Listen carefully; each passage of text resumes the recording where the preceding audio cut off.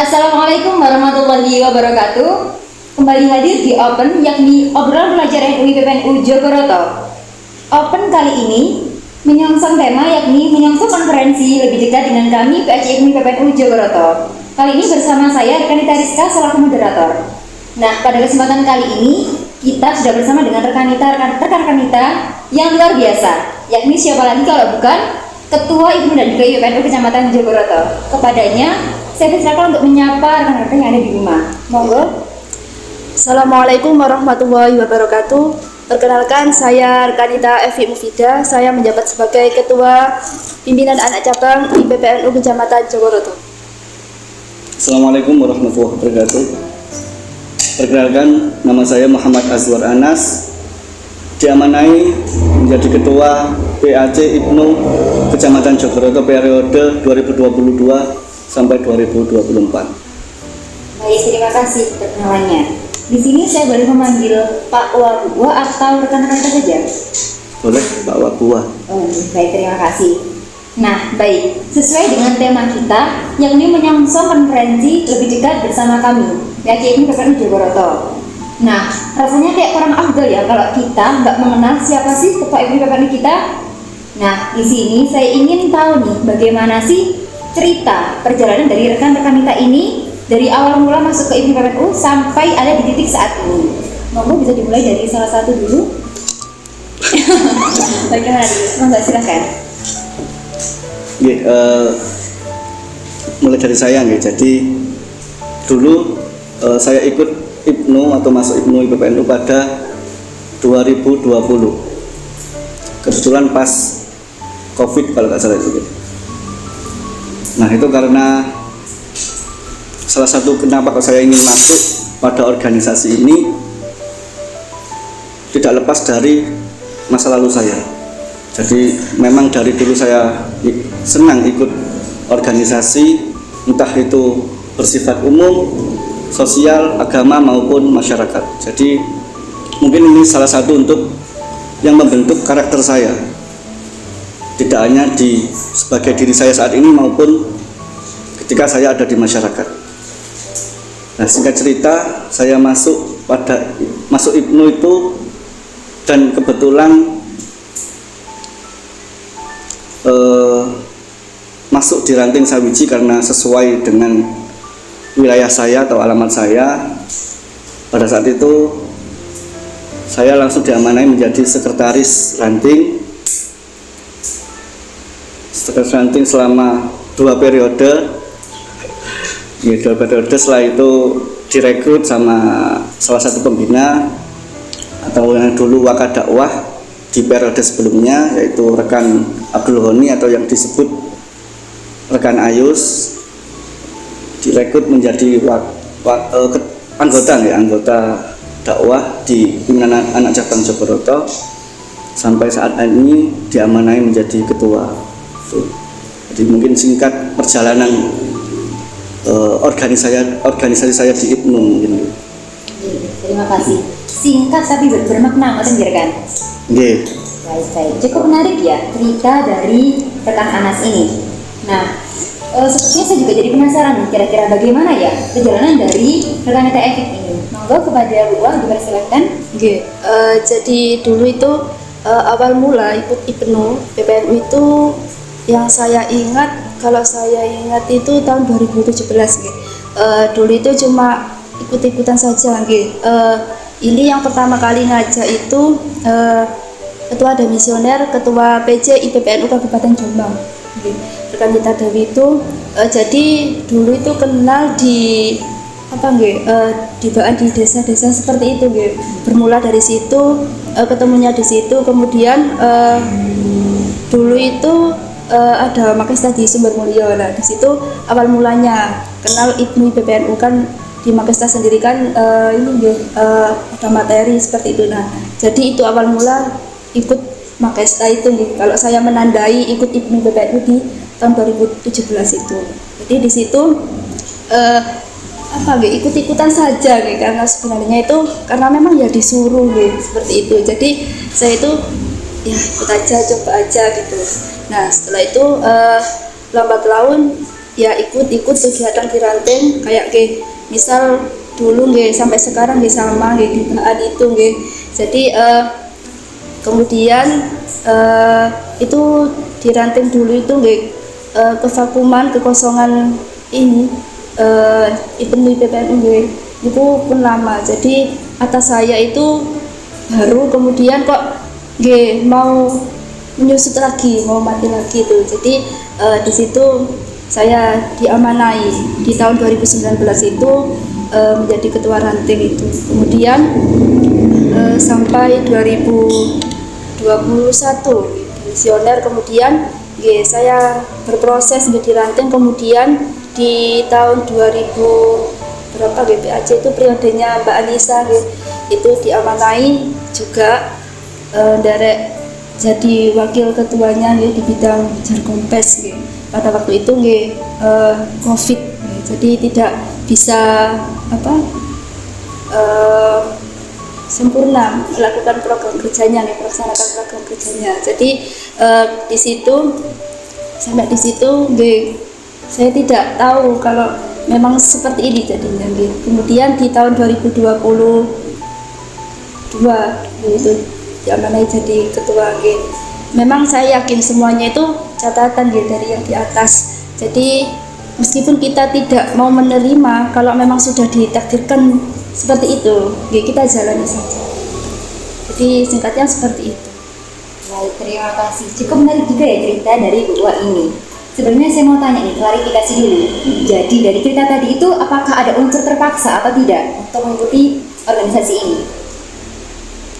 Kalau dari saya kebetulan dulu tidak ada unsur keterpaksaan, karena memang niatan awal ingin masuk ke organisasi.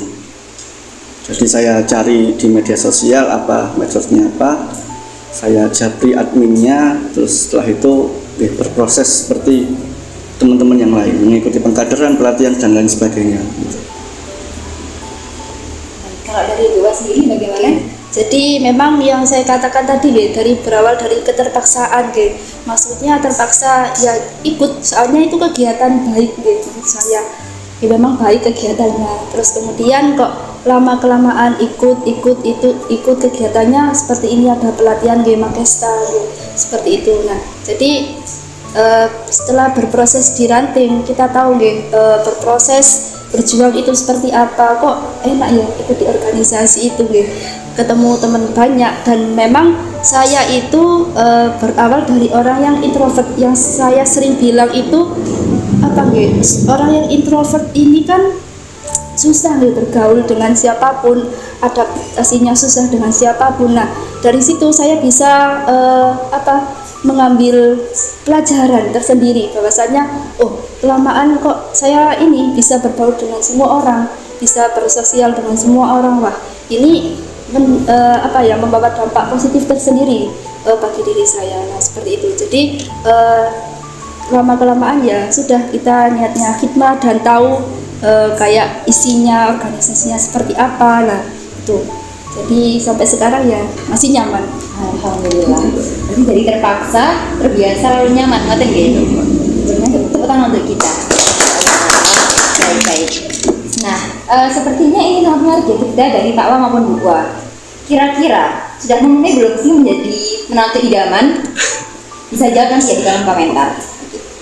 Lanjut ke pertanyaan selanjutnya. Nah tadi kan udah tentang perjalanan singkat ya. Sekarang saya mau tanya nih, kira-kira selama masa kepengurusan jenengan ini, apakah ada kejadian menarik yang pernah jenengan alami? Monggo saya diceritakan. Jadi monggo Kang Hasan. Jadi kalau kejadian menarik banyak maksudnya. Cuma ini yang sekilas saya ambil kejadian-kejadian yang lumrahnya di organisasi seperti itu. Jadi kalau kejadian menarik itu salah satunya lupa. Terlalu banyak jadinya lupa banyak kita. Mungkin salah dua yang paling menarik dan berkesan bagi jenengan-jenengan ini apa ya kira-kira? banyak sih nggih. Maksudnya saya yang baik-baik aja misal nggih nggih salah satunya kita dipertemukan teman-teman banyak yang seperti ini nggih. Kita gitu tadi yang saya bilang kita berangkat dari orang yang introvert gitu. Jadi ketemu orang-orang yang banyak ini susah sekali kita adaptasi lagi. Nah, ketemu orang-orang yang unik juga, semuanya memiliki kepribadian yang berbeda-beda di sini tentunya. Jadi ketemu orang yang unik itu sebuah anugerah bagi saya gitu.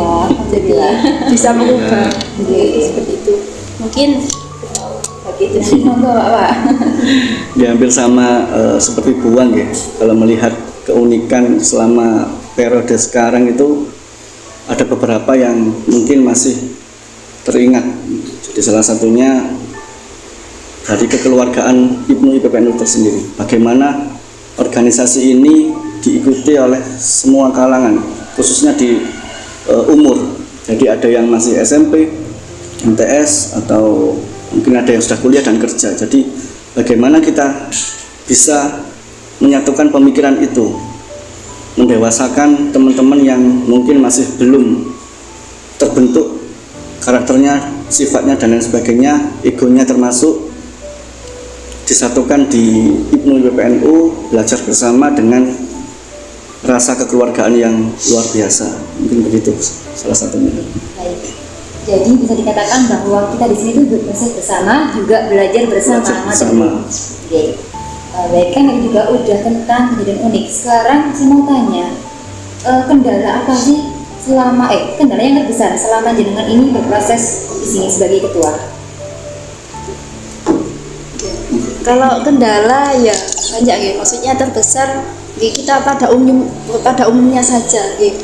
Jadi mungkin dari segi kayak mungkin yang saya rasakan selama ini itu komunikasinya gitu. Dari segi komunikasi yang saya ambil yang paling intinya gitu.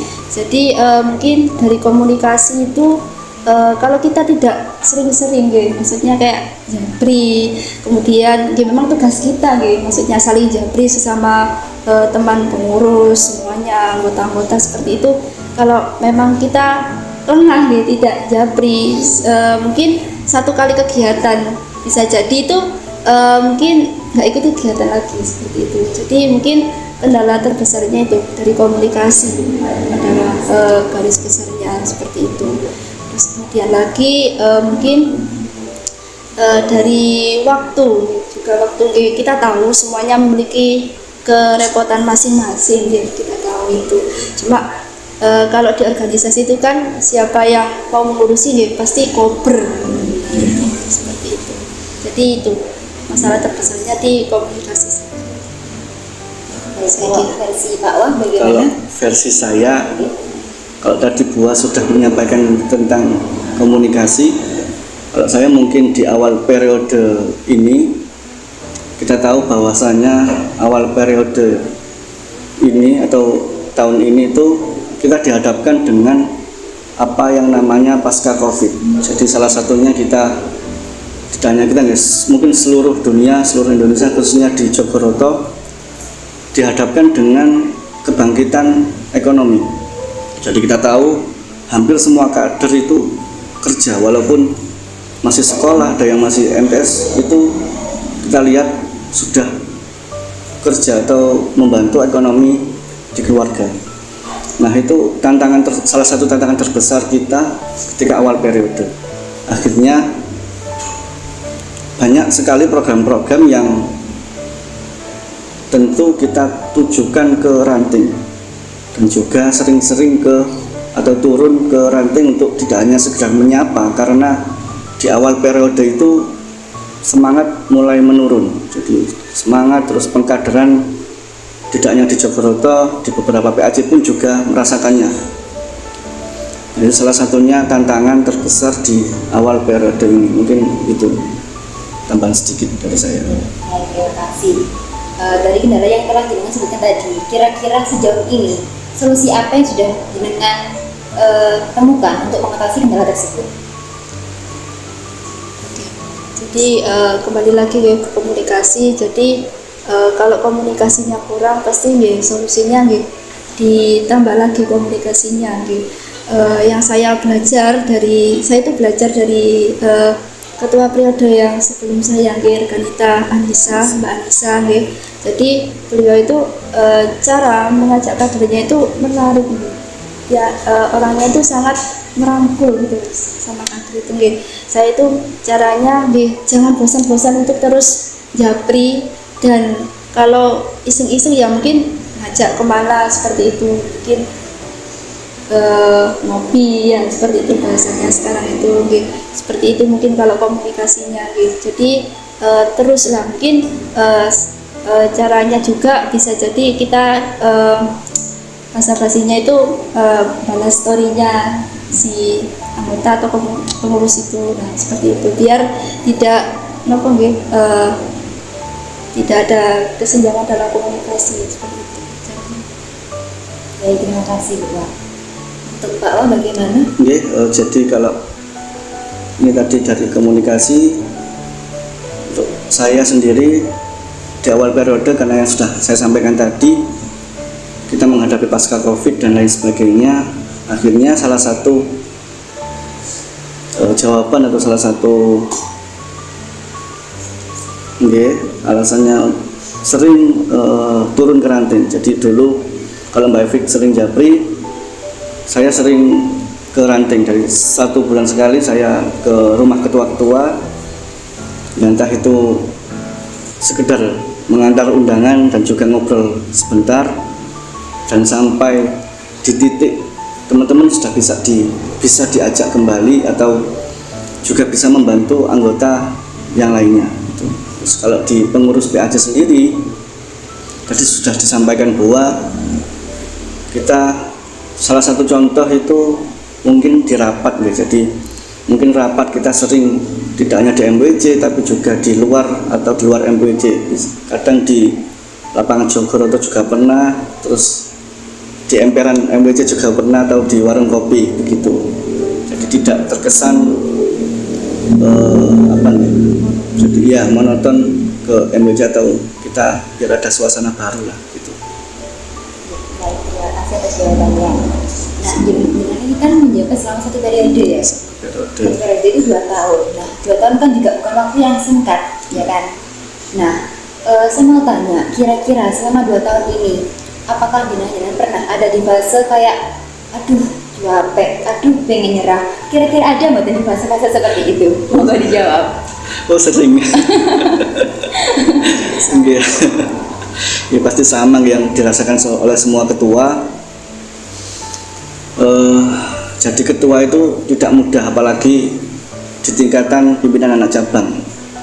Di Jogoroto sendiri ada 12 ranting, 4 pimpinan komisariat yang harus kita bantu rawat bersama gitu. Jadi kalau ditanya fase down atau fase ya itulah ya sering, karena ya memang kita juga manusia biasa, tingkat pengkaderannya juga mungkin di Jogoroto kita belum bisa ngasih banyak ke ranting, salah satunya itu. Terus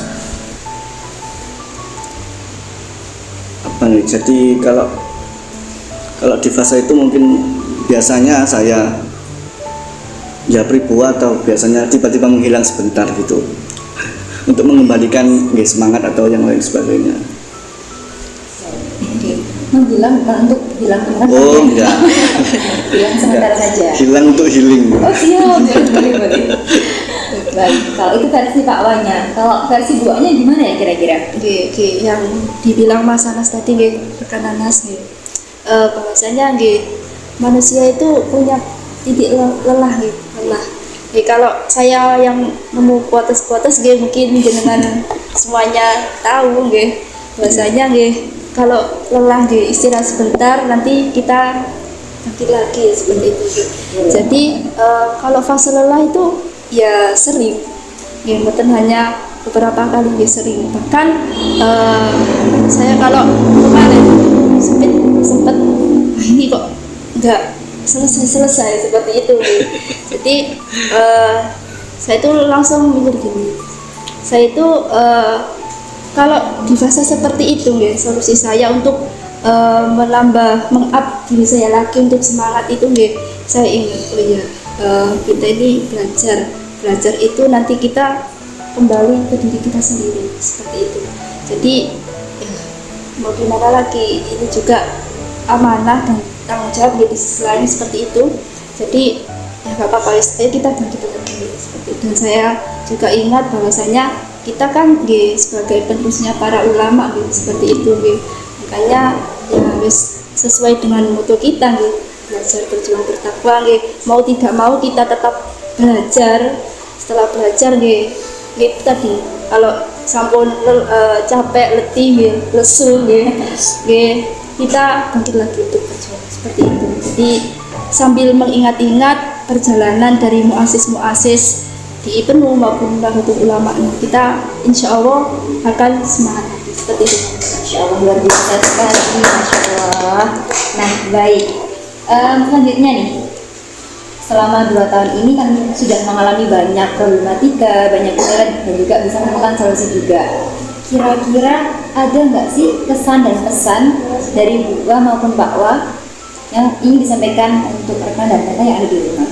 Kita dimulai dari Pak Wa dulu, monggo. Kesan dan pesannya selama ini bagaimana? Ya, kesannya mungkin beberapa biar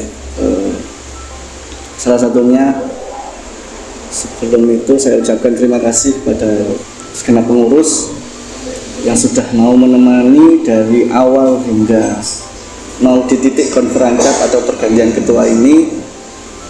Terima kasih untuk semuanya, supportnya, waktunya, semangatnya, dan lain sebagainya yang sudah disampaikan atau sudah diutarakan. Semoga bisa bermanfaat bagi kita semua, bisa bermanfaat di masyarakat di hari yang akan datang. Dan juga salah satu pesannya, karena di IPNU UPNU triloginya adalah belajar berjuang bertakwa, maka jangan berhenti di titik prosesmu belajar berjuang bertakwa, walaupun di fase apapun yang kalian sekarang rasakan. Untuk pesannya tentu di periode yang akan datang, kita tahu bahwasannya hari ini umur IPNU IPPNU dipres atau dibatasi lagi menjadi lebih muda, dan melihat dunia sekarang atau kenyataannya sekarang, tantangannya semakin besar, baik itu di media, di masyarakat maupun di sekitar kita. Mungkin sering-sering ngobrol dengan rekan-rekan kita atau pengurus yang lain, terus sering sowan ke pembina-pembina, cari solusi atau yang lain sebagainya. Dan tentu jangan lupa untuk berikhtiar, karena itu salah satu salah satu mungkin ya trilogi IPNU kita, walaupun perlu belajar berjuang tapi tidak lupa untuk berserah diri kepada Allah Subhanahu wa taala. Mungkin itu yang bisa saya sampaikan. Terima kasih, luar biasa sekali pesan-pesan dari Pak Wakil. Selanjutnya, bagaimana pesan dan pesan versi Oke, baiklah, kesannya sebelumnya terima kasih kepada rekan-rekan kita semuanya. Nah, ini sebenarnya ini mau saya sampaikan ke pas itu ya, dari sini. Jadi sebelumnya terima kasih banyak. Di sini saya tahu bahwasanya kita ditemukan di suatu lingkungan itu tidak lain adalah saling melengkapi, karena kita tahu semua manusia itu memiliki kekurangan dan kelebihan seperti itu. Jadi saya yakin saya juga punya kekurangan, di samping itu teman-teman lain itu punya kelebihan yang untuk menutupi kekurangan kami, seperti itu. Jadi kesannya untuk 2 tahun ini terima kasih banyak untuk segenap pengurus, bahkan semua ranting-ranting yang telah bekerja sama untuk membangun PAJ, membangun IPNU IPPNU sekecamatan Jogoroto ini dengan baik. Alhamdulillah prestasi-prestasi yang kita dapatkan itu tidak lain adalah hasil kerja keras dari kita semuanya. Alhamdulillah. Jadi pesannya juga semoga tetap semangat belajarnya di IPMI PPNU. Untuk terutama saya pribadi kesannya sedih menguras kesan-kesan. Jadi kesannya saya pribadi itu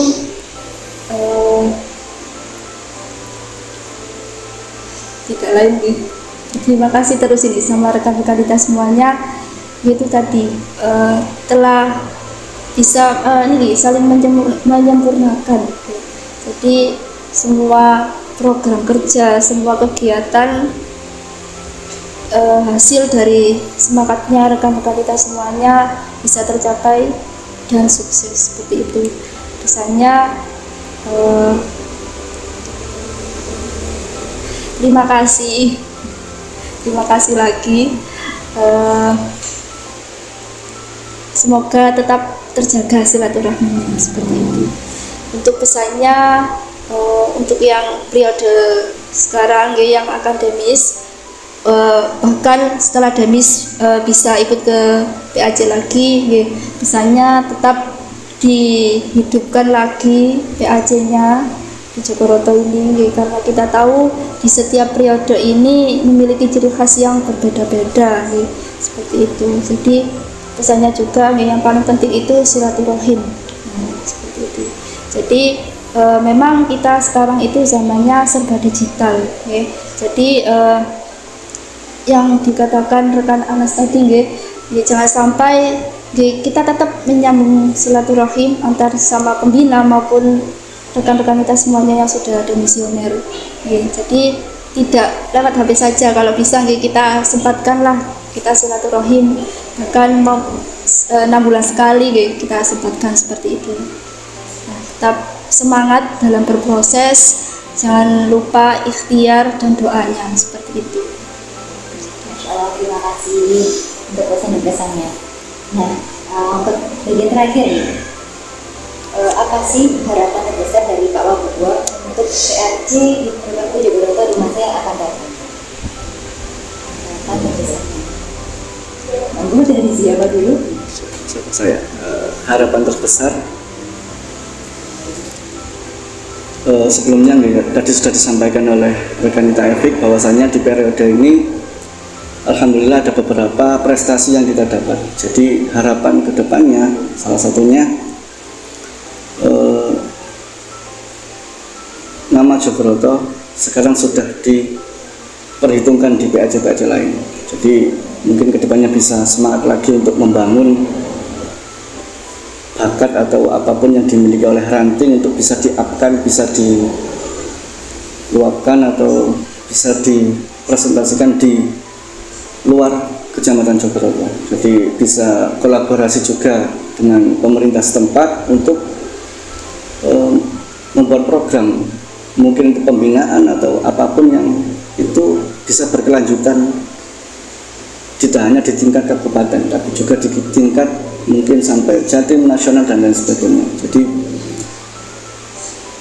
ya kalau memang berat ya berat sama saja di periode yang saat ini, tapi saya yakin teman-teman bisa melakukan itu karena melihat kader-kader sekarang yang sudah banyak berinovasi, pemikirannya juga hebat-hebat, maka tidak mungkin bisa membawa nama Jogoroto lebih baik lagi entah itu di tingkat kabupaten maupun di tingkat provinsi bahkan di tingkat nasional. Baik, terima kasih. Lanjut dua. Pesan untuk yang periode selanjutnya yang lebih tepatnya seperti itu, mungkin saya akan menyambung dengan Anas bahwasanya meraih itu mudah, mempertahankan itu sulit, seperti itu. Jadi untuk berbicara prestasi, kita merangkak lagi. Kita sudah mendapatkan prestasi itu. Nah, kemudian kalau bisa untuk selanjutnya menambah lagi. Kalau tidak bisa, insya Allah kita pertahankan seperti itu.